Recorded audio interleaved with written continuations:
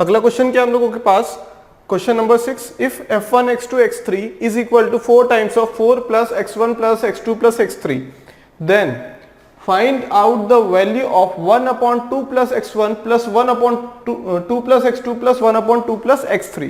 इसकी वैल्यू क्या होगी, 1 होगी, 2, 1/2, 1/3। कैसे करेंगे, देखो यहां पे सब लोग हम लोग क्या करेंगे, सबसे पहले यहां पे एलसीएम ले लेंगे। क्या करेंगे सबसे, ये बिल्कुल बेसिक मेथड समझ रहे हैं। इसके बाद अगर ऐसी कोई मेथड होगी जो इससे इजी होगी या अल्टरनेट मेथड होगी तो भी हम वहां पे काम करेंगे, वो भी हम सीखेंगे। ऑब्वियस सी बात है कि यहाँ पे हमारे जो ऑप्शंस है ये क्या है, न्यूमेरिकल, प्योर न्यूमेरिकल डाटा है। यहाँ पे कोई भी वेरिएबल नहीं है, मतलब ये वैल्यू कांस्टेंट है। चाहे हम कोई भी वैल्यू लेके इस क्वेश्चन को सॉल्व करें, हमारे पास जो आंसर निकल के आएगा वो हमेशा ही कांस्टेंट रहेगा। चाहे हम क्या कहते हैं कैंसल आउट करके करें, कुछ वैल्यू रख के करें, या फिर एलसीएम लेके, या फिर कोई भी मेथड से करें। यहाँ पे सबसे पहले हम लोग जो एक्चुअल में कन्वेंशनल मेथड जिससे आंसर निकाला जा सकता है बेस्ट तरीके से, वो हम करेंगे यहाँ पे। सॉल्यूशन नंबर 6, अगर सबसे पहले हम लोग एलसीएम ले लें, सबसे पहले अगर एलसीएम ले लें तो क्या आएगा, 2 plus x1, 2 plus x2, 2 plus x3। क्या आ जाएगा LCM, 2 plus x1 multiply by 2 plus x2 multiply by 2 plus x3। ऊपर क्या आ जाएगा, 2 प्लस x2, एलसीएम ये है, यहां पे एक वैल्यू ऑलरेडी है, 2 plus x2, 2 plus x2 multiply by 2 plus x3 plus x2 था already, 2 plus x1 multiply by 2 plus x3। समझ में आ रही बात, एलसीएम ले रहे हैं और कुछ नहीं। x3 था 2 plus x1 multiply by 2 plus x2। कुछ नहीं किया है, बस एलसीएम लिया हमने। क्या किया है, बस एलसीएम लिया है। मल्टीप्लाई कर दूं, 4 plus 2x2 plus 2x3 plus x1 x3। समझ में आ गई बात, 2 2 सा 4, 2 टाइम्स x2 2x2, फिर 2 इंटू x3 2x3 और x2 x3, sorry x2 x3 आएगा यहाँ पे, x2 x3। यहां पे x2 था x3 था, सारी टर्म वही है, बस x1 की x2 की जगह x1 है और x3 की जगह x3 है ऑलरेडी। क्लियर, तो यहां पे हम लोग क्या करेंगे, सेम ये आंसर लिख देंगे और क्या करें, x3 की जगह x3 था, x2 की जगह बस x1 करना है, x2 की जगह बस x1 करना है। ठीक है, यहां से हम लोग क्या कर सकते हैं, आंसर इजीली निकाल सकते हैं, जल्दी जल्दी यहां पे लिख पाएंगे। देखो x2 की जगह x1 और x3 already as it is. Clear, यहां भी 4 टर्म है, यहां भी 4 टर्म है, बस x2 की जगह x1 आ गया। देखो x1 की जगह x2 की जगह x1 आ गया। अब यहाँ पे x1 x2 था, यहाँ पे x3 की जगह, इस वाली टर्म में x3 की जगह x2 रख दो, x2 रख देंगे। क्लियर, यहां पे नीचे लिख लेते हैं हम लोग 4 प्लस 2 x1 और एज इट इज रहेगा, x3 की जगह क्या लिख देंगे हम लोग, x3 की जगह x2। आगे बात समझ में, समझ में आ गई बात, ठीक है। अब डिवीजन में क्या है, डिवाइड में, डिनोमिनेटर में क्या है हम लोगों के पास, पहले इन दोनों का मल्टीप्लाई करके आंसर निकाल लेते हैं, फिर आखिरी में इसका मल्टीप्लाई कर देंगे। कितना हो जाएगा ये, 4 plus 2x1 plus 2x2 2x2 plus x1 x2। अगले स्टेप में क्या करेंगे, इसका भी मल्टीप्लाई कर देंगे, 2 प्लस x3। बात समझ में आ गई, यहां तक क्या किया हमने, एलसीएम लिया है और कुछ नहीं, एलसीएम लेके मल्टीप्लाई किया है। बात समझ में आ गई ना यहां तक। अब देखो यहां पे हम लोगों के पास अगर हम नोटिस करें तो यहां पे x2 कितना है, 1, यहां पे भी 1 x2 है ना। पहले अगर 4 4 और 4 को अलग निकालें हम लोग, कितना हो जाएगा, 4 प्लस 4 प्लस 4 12 हो जाएगा। यहां से एक 4 यहां पे है, एक 4 यहां पे है, एक 4 यहां पे है, कितना हो जाएगा, कितना हो जाएगा, ये हो जाएगा 12 प्लस x2 कितनी बार है, देखो x2 कितनी बार है यहां पे, 2 बार। सिमिलरली x3 कितनी बार है, 2 बार। फिर x2 कितनी बार है यहां पे, 2 बार। x1 भी होगा फिर 2 बार, है ना, x1, यहां भी x1, तो x1 भी 2 बार है, x2 भी 2 बार है ना। ये 2 बार, सॉरी 4 बार हो जाएगा ना ये, तो 4 बार हो जाएगा, दो दो के पेयर में है ना, 2 बार x1 है, फिर 2 बार फिर से x1 है। यहां पे क्या है, x2 2 बार है, देखो 2 times x2, 2 times x2, 4 times x2। तो सिमिलरली सबके लिए होगा 4x1, x1 भी 4 बार है, x2 भी 4 बार है और x3 भी 4 बार रहेगा। हमने क्या ये वाला सॉल्व कर लिया, सिंगल डिजिट वाला कर लिया, बचा ये वाला कितना आ जाएगा, x1 x2 plus x2 x3 plus x3 x1 divide में क्या रहेगा, मल्टीप्लाई कर देते हैं, 4 2 सा 8 प्लस 4 2 सा 8 4x3, फिर इन दोनों का मल्टीप्लाई होगा 4x1 हो जाएगा, 4x1 plus 2x1 x3 plus 4x2 plus कितना हो जाएगा 2x1 x2 x3 2x2 x3, फिर क्या हो जाएगा यहां पे x1 x2 तो 2x1 x2 2x1 x2 plus में क्या आ जाएगा x1 x2 x3 x1 x2 x3। समझ में आ गई बात, यहां तक क्लियर है? कुछ नहीं किया, हम अभी इसे सिंप्लीफाई करते जा रहे हैं बस, और कुछ नहीं किया हमने। अब यहां पे हम लोग देखो, यहां पे क्या गिवन है 4x1 plus x2 plus x3 है ना, यहां से कितना आ गया 4x1 plus 4x2 plus 4x3 आ गया ना यहां से। अगर इसकी वैल्यू निकालें हम लोग, इसकी अगर वैल्यू निकाल लेंगे यहां से, कितनी आ जाएगी, x1 x2 x3 की वैल्यू कितनी आ जाएगी 16, 4 4 सा 16 plus 4x1 4x2 plus 4x3, ये वैल्यू आ जाएगी ना। अगर इसे क्या करेंगे, सिंप्लीफाई कर देंगे तो यहां पे हम देख पा रहे हैं कि यहां पे हम लोगों के पास क्या है 4x1 plus 4x2 plus 4x3 दिख रहा है यहां पे। इसकी वैल्यू उठा के क्या करेंगे, यहां से इसकी वैल्यू उठा के वहां पे रख देंगे, कितने हो जाएगा ये 12 ऑलरेडी था, प्लस इसकी वैल्यू हो जाएगी x1 x2 x3 x1 x2 x3 -16 ये किसकी वैल्यू आ गई, इस चीज की, यहां से प्लस x1 x2 ऑलरेडी था, x2 x3 ऑलरेडी था, x3 और x1 भी हो जाएगा यहां से, डिवाइड यहां क्या हो जाएगा हम लोगों के पास 8 प्लस 4x1 4x3 और 4x2। क्या ये वाला पार्ट सिमिलर है, क्या ये वाला पार्ट यहां से सिमिलर देखने को मिलता है क्या हमें? इसकी वैल्यू भी क्या लिख देंगे हम लोग 4x3 x1 plus x2 plus x3, इसकी वैल्यू क्या लिख देंगे हम लोग,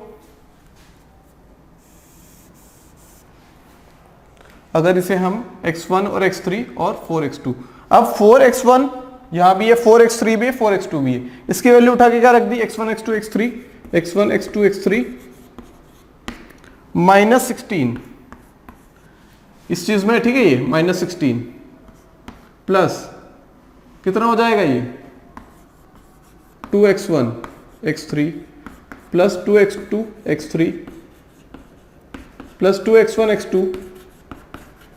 यहां से हम बहुत अच्छी चीज समझने वाले यहां पे इस क्वेश्चन को करने के बाद। क्लियर, इतनी बात क्लियर हो गई यहां से। अब आगे क्या करें हम लोग, अब 12 16 कितना होगा -4, 12 16 कितना होगा -4। ये सारी पॉजिटिव वैल्यू है, इसे एक साथ लिख लेते हैं x1 x2 x3 plus x1 multiply bye x2 plus x2 multiply by x3 plus x3 multiply by x1। 12 - 16 कितना होगा -4। समझ में आ गई बात? यहां पे भी क्या है x1 x2 x3 माइनस, ये कितना हो जाएगा यहां से, ये -8 हो जाएगा, कितना हो जाएगा ये -8 हो जाएगा यहां से, यहां x1 x2 x3, ठीक है, यहां पे कितना आ गया था हम लोगों के पास, 2 2 4 4 2 8। डिवीजन में क्या आएगा हम लोगों के पास, मल्टीप्लाई किया तो 4 2 8, 2 2 4। ठीक है, क्या आ गया यहां से, x1 x2 x3 minus plus 2x1 x2 2x1 x3 plus 2x2 x3। अब देखो यहां पे कितना है, ये x1 x2 x3 है एक, और ये x1 x2 x3 है ना, तो क्या 2 टाइम्स x1 x2 x3 हो जाएगा क्या, x1 x2 x3 एक बार है, वहां एक बार है, तो क्या दो कुल मिला के 2 हो गए ना x1 x2 x3, हो गए कि नहीं हो गए। यहां पे कितना हो जाएगा हम लोगों के पास 2x1 x2 2x1 x2, यहां से प्लस आएगा माइनस 8 माइनस 16 कितना होता है, माइनस 8। अगर अब यहां से कॉमन निकालें, देखो 2 2 2 यहां भी 2 भी यहां भी है और यहां भी है, सब जगह क्या है 2 2, अगर कॉमन निकाले हम लोग तो क्या हो जाएगा, हम लिख देते हैं x1 x2 x3 जो हम लोगों के पास ऑलरेडी सॉल्व करके आ चुका है सिंप्लीफाई करने के बाद, plus x2 x3 plus x3 x1 minus 4। किससे डिवाइड करेंगे इसे, 2 कॉमन निकाला, यहां क्या होगा x1 x2 x3 प्लस यहां हो जाएगा x1 x3, यहां क्या होगा x2 x3, यहां हो जाएगा x1 x2। अब यहां से भी तो 2 कॉमन निकला तो ये 4 हो जाएगा। अब यहां पे देखो x1 x2 x3 यहां भी है, प्लस x1 x2 है, x1 x2 x2 x3, ये x3 x1 माइनस 4, तो ये क्या हमारा कैंसल आउट हो जाएगा। बात समझ में आई, ये क्या हो गया पूरा कैंसल आउट, यहां से आंसर क्या निकल के आ गया 1/2, 1/2 हमारा क्या रहेगा आंसर। तो क्या हम एग्जाम में इतनी लंबी प्रोसेस करेंगे क्या हम एग्जाम में इतनी लंबी प्रोसेस करेंगे क्या, ये तो कम से कम हमारा 10 से 15 मिनट चले जाएगा इस चीज में, है ना, कंफ्यूजन अलग होगा, अगर हम कहीं एक बार में फंस गए तो पूरा आंसर गलत हो जाएगा। तो क्या ये वाला तरीका अपनाएंगे क्या हम लोग, नहीं, इसके अलावा जो दूसरा तरीका रहेगा वो अपनाएंगे हम लोग, देख लेते हैं वो क्या है। चलिए दोस्तों, अभी हमने कौन सा क्वेश्चन देखा था, क्वेश्चन नंबर 6, जिसमें हमने कन्वेंशनल मेथड या बेसिक मेथड से सॉल्व किया था। वो बहुत लंबा प्रोसीजर है, हम लोग क्या करेंगे इस क्वेश्चन को करने के लिए बहुत अल्टरनेट मेथड यूज करने वाले हैं। यहां पे देखो सबसे पहले इस क्वेश्चन में हमारे पास जो ऑप्शंस गिवन है ना, ये 1 2 1/3 1/2 गिवन है। इसका मतलब ये है कि चाहे हम कोई भी वैल्यू पुटअप कर दें x1 x2 और x3 की, हमारे पास जो आंसर निकल के आएगा वो क्या कांस्टेंट रहेगा और हमेशा वही आंसर निकल के लाएगा, चाहे हम अल्टरनेट मेथड से कर लें, कोई ट्रिक से कर ले, जुगाड़ से कर ले, या फिर कन्वेंशनल मेथड से कर लें। आंसर क्या आएगा इन 4 ऑप्शंस में से एक, जो कि क्या है कांस्टेंट नंबर है। यहां पे हमारे पास वेरिएबल्स है, यहां भी वेरिएबल्स है, लेकिन वेरिएबल्स कैंसल आउट होने के बाद हमारे पास आंसर निकल के आने वाला है 1/2, या फिर हम बोल देंगे कांस्टेंट। क्लियर, ये मेथड तभी लगाएंगे जब हम लोगों के पास क्या हो, चारों ऑप्शंस ऐसे हो जो कि कांस्टेंट हो। करने को तो हम उन क्वेश्चंस में भी कर सकते हैं जिनमें वेरिएबल हो, लेकिन हम इस टाइप से वैल्यू पुट करना पड़ेगी, वहां पे हमें क्वेश्चन में जो वैल्यू यहां पुट करेंगे x1 x2 x3 की, वही हमें यहां पे वैल्यू पुटअप करके सेटिस्फाई करवानी पड़ेगी चारों ऑप्शंस को। क्लियर, तो यहां पे प्रिफरेबल मेथड कौन सी है जो अभी हम लोग करने वाले हैं, देखो यहां पे हम x1 x2 और x3 की वैल्यू 0 0, सबसे बेसिक तरीका और सबसे अच्छा तरीका है कि हमारे पास जो वेरिएबल है उनकी वैल्यू 0 रख के देख लो, 0 रख के देख लो और देख लो कि हमारे पास जो कंडीशन गिवन है क्या वो सेटिस्फाई होती है यहां से। क्लियर, अब देखो यहाँ पे 0 0 0 रखा x1 x2 x3 की वैल्यू, तो हमारे पास ऐसा भी नहीं बन रहा है यहाँ पे इक्वेशन की हमारे पास जो एक्सप्रेशन है उसकी वैल्यू इन्फिनिटी पहुंच जाए या डिनोमिनेटर में 0 आ जाए, वो भी नहीं हो रहा है। क्लियर, अगर हम यहाँ पे x1 x2 और x3 की 0 रख दे वैल्यू, तो ये तो 0 हो जाएगा, एक भी 0 हुआ तो x1 multiply bye x2 multiply by x3 0 हो जाएगा। लेकिन अगर यहाँ पे 0 रख दिया ना, तो यहाँ पे 4 + 0 होगा, जो कि क्या होगा 4 4 4 तो 16, 0 इज नॉट इक्वल टू 16। तो ये वाली कंडीशन सेटिस्फाई नहीं हो रही है हम लोगों की, ये वाली कंडीशन सेटिस्फाई नहीं हो रही है। क्लियर, देख लेते हैं हम लोग x1 x2, और अगर 0 रख दिया, अगर 0 रखा तो कंडीशन सेटिस्फाई नहीं होगी। ये जो कंडीशन है ना 0 इज नॉट इक्वल टू 16, ये वाली कंडीशन सेटिस्फाई नहीं होगी। क्लियर, अगर हम लोग देखो यहां तो हम बाद में देखेंगे, पहले तो यहां देखें ना ये कंडीशन सेटिस्फाई हो रही है कि नहीं। यहां तो हम फिर यहां से बहुत सारे हम लोग क्या निकालेंगे, कंडीशंस निकालेंगे या फिर हमारे पास पॉसिबिलिटी निकालेंगे क्या क्या वैल्यू हो सकती है, फिर उन वैल्यू को यहाँ पे रख के देखेंगे, फिर उनमें से हम कैंसिल आउट करेंगे ऑप्शंस को। सबसे पहले हमने देख लिया 0 0 0 पे नहीं आ रहा है, फिर क्या करें हम लोग, अगर हमने एक को 0 रख दिया, तीनों को 0 रखा है, क्या हम 2 को 0 रख सकते हैं क्या, यहाँ पे 2 को 0 रख सकते हैं क्योंकि यहाँ पे 2 0 हो जाएगा, लेकिन यहाँ पे क्या हो जाएगा हम लोगों के पास, यहाँ भी 2 वैल्यू 0 हो जाएगी। अगर हमने मान लो x1 को 0 नहीं रखा, x2 को 0 रखा, x3 को 0 रखा, तो यहां से एक भी 0 हुआ तो 0 हो जाएगा। अब हमें क्या बनाना, ये वाली कंडीशन सेटिस्फाई करवानी है ना। यहां पे हमारे पास जब तीनों को 0 रखा तो हमारे हाथ में कुछ नहीं है, हमारे हाथ बन गए थे। क्यों बन गए थे, क्योंकि हमने तीनों वेरिएबल्स को 0 रख दिया। इसका मतलब ये है कि वेरिएबल क्या होता है, वेरिएबल अपनी वैल्यू को चेंज कर सकता है अपने हिसाब से, है ना, जो कंडीशन जो क्वेश्चन की डिमांड हो। यहां पे हमारे पास तीनों 0 हो गया तो 0 नॉट इक्वल टू 16, वहां हमारे हाथ बंद गए थे, हम लोग कुछ नहीं कर सकते। लेकिन देखो यहां पे अगर हमने 2 0 रख दिए, यहाँ पे x2 और x3 को, चाहे हम x1 x2 को 0 रख दें या x1 x3 को, 2 वेरिएबल को 0 रख दिया, यहां से हमने आंसर निकाला तो 0 मल्टीप्लाई बाय एनीथिंग 0 हो गया। बात समझ में आ गई। अब हमारे पास क्या बचा, यहाँ पे क्या बचा, देखो हम लोगों के पास 0 हो गया, यहाँ पे 4 था, 4 plus x1 plus x2 plus x3,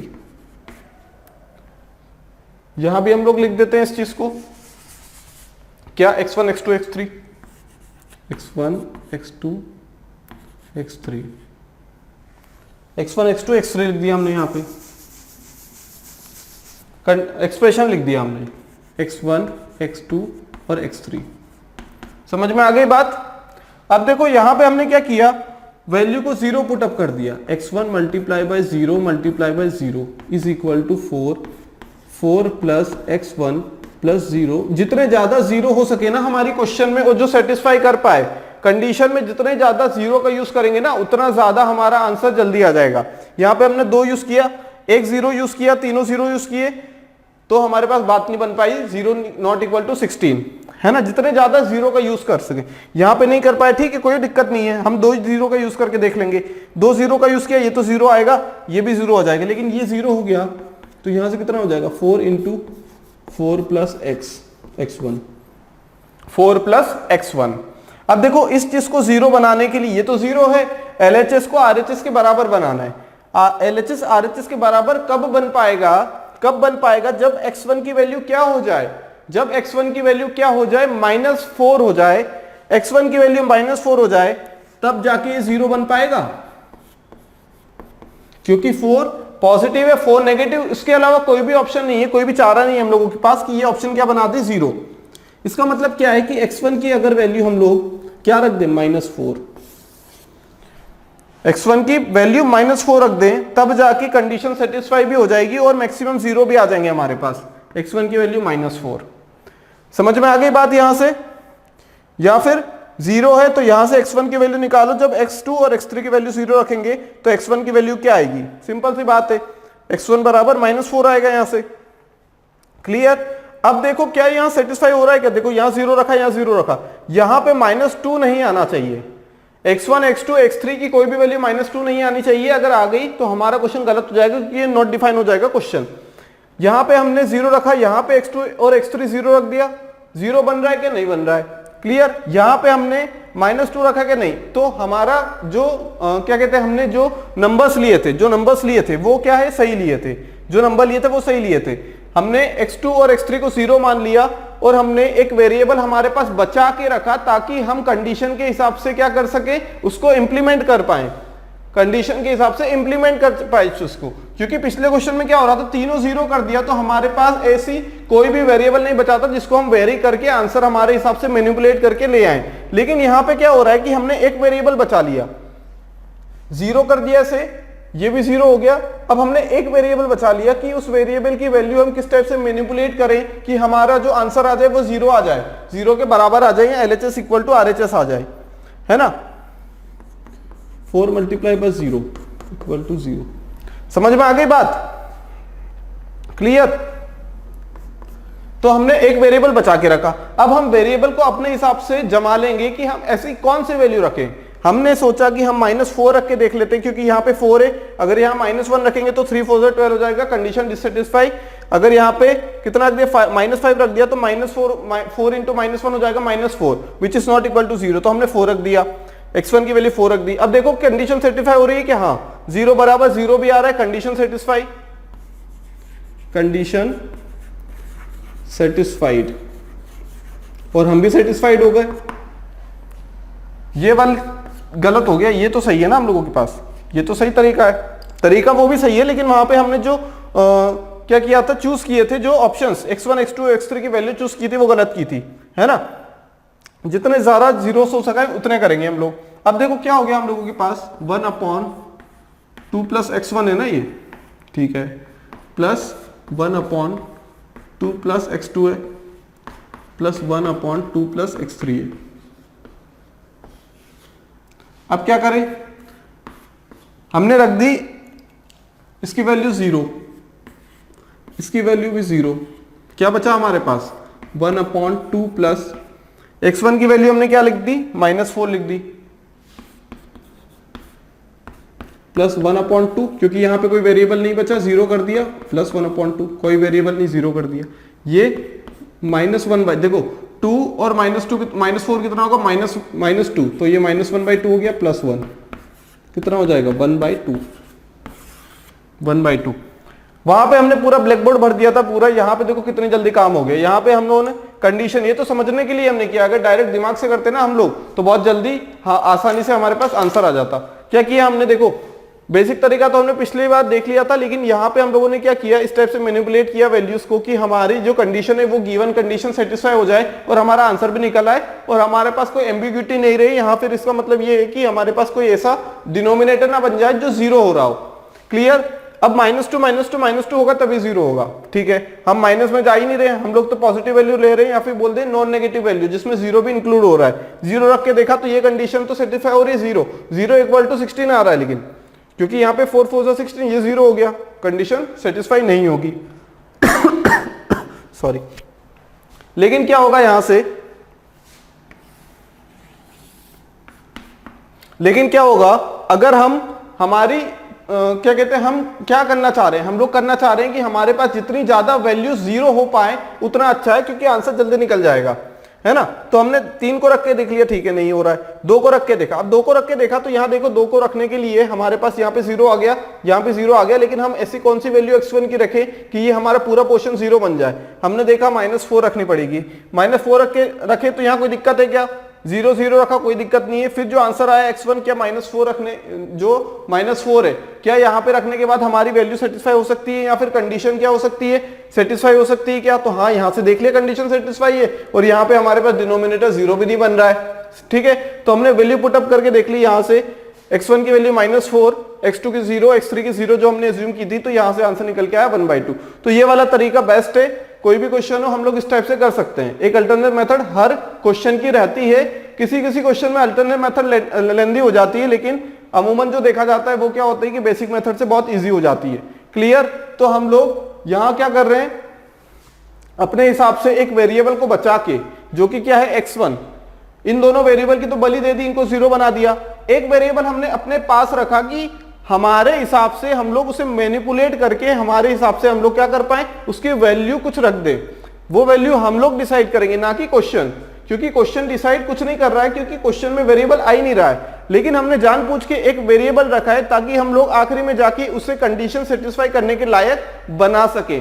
हमने उसे कैसे लायक बनाया, हमने यहाँ पे -4 रख दिया, क्या रख दिया -4। अगर यहाँ पे कुछ और वैल्यू लिखते ना हम लोग तो यहाँ पे कुछ और रखना पड़ता, और यहाँ कुछ और रखना पड़ता, और यहाँ भी कुछ और रखना पड़ता हमें। लेकिन उस केस में हम लोग x2 और x3 को 0 नहीं रख सकते, क्योंकि इस केस में जब हमने x2 और x3 को 0 रखा तब जाके हमारे पास हमने मैनिपुलेट करके x1 की वैल्यू -4 रखी है। लेकिन अगर -4 के अलावा कोई दूसरी वैल्यू रखते तब क्या हो जाता, हमारे पास x2 और x3 की वैल्यू भी 0 से हटके आती, या तो दोनों की वैल्यू कुछ अलग आती 0 से, या किसी एक की वैल्यू। बात समझ में आ गई। तो इस टाइप से हम लोग क्या कर सकते हैं, अल्टरनेट मेथड से आंसर निकाल सकते हैं।